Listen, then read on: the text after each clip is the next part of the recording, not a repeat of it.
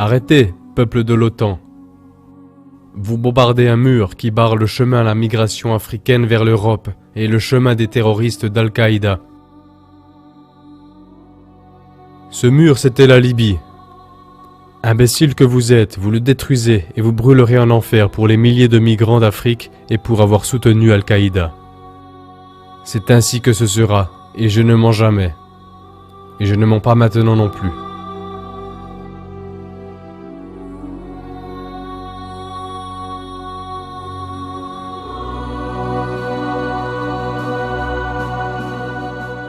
Mémoire de ma vie.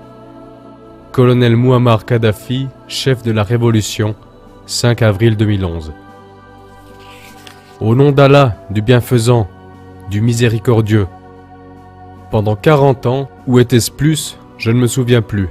J'ai tout fait pour donner aux gens des habitations, des hôpitaux, des écoles, et lorsqu'ils avaient faim, de la nourriture.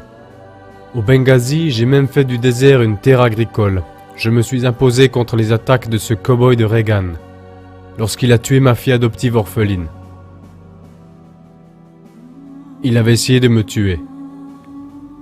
Au lieu de cela, il a tué cette pauvre enfant innocente. Ensuite, j'ai aidé mes frères et sœurs en Afrique avec de l'argent pour l'Union africaine. J'ai fait tout ce que je pouvais pour aider les gens à comprendre le concept d'une vraie démocratie, dans laquelle des commissions du peuple dirigent notre pays. Mais comme on me l'a fait comprendre, tout cela n'était pas assez.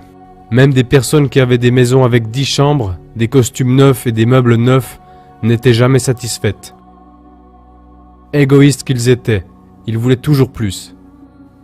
Ils racontaient aux Américains et à d'autres visiteurs qu'ils avaient besoin de démocratie et de liberté, sans reconnaître qu'il s'agit là d'un système coupeur de tête, dans lequel le gros chien mange tous les autres. Mais ils étaient comme ensorcelés par ces paroles, sans voir qu'il n'y a pas de médecine gratuite en Amérique, pas d'hôpitaux gratuits.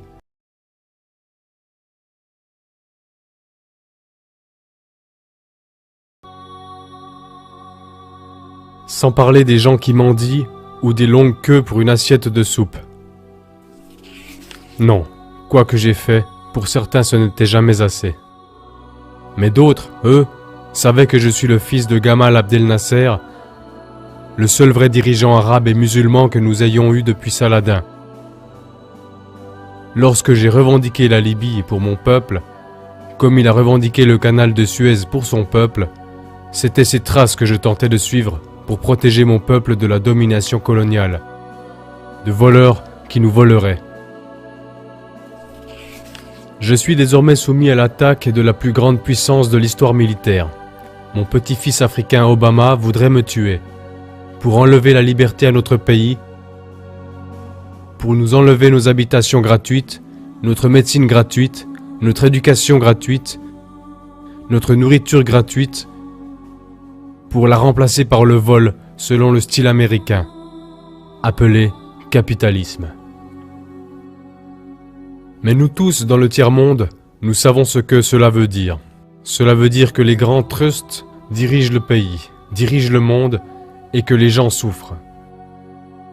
C'est pourquoi il n'y a pas d'alternative pour moi.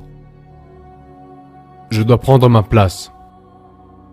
Et si Allah le souhaite, je mourrai en suivant son chemin. Le chemin qui a rendu notre pays riche en terres agricoles ainsi qu'en nourriture et en bonne santé.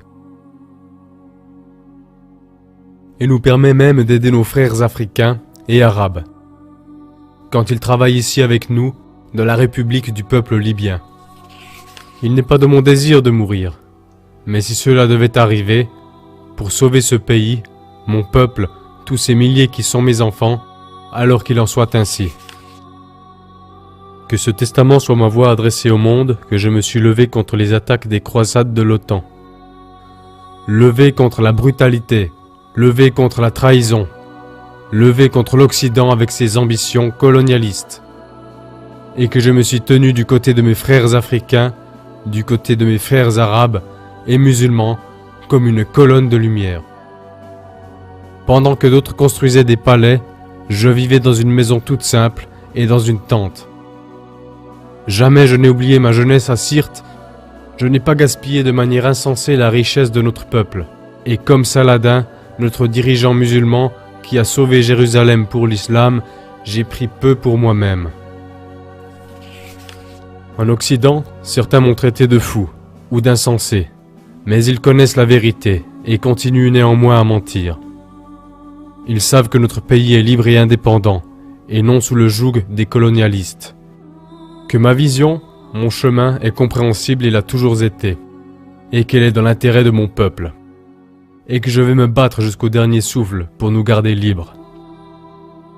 Puisse Allah le Tout-Puissant nous aider à rester croyants et libres. Colonel Mouammar Kadhafi, 5 avril 2011.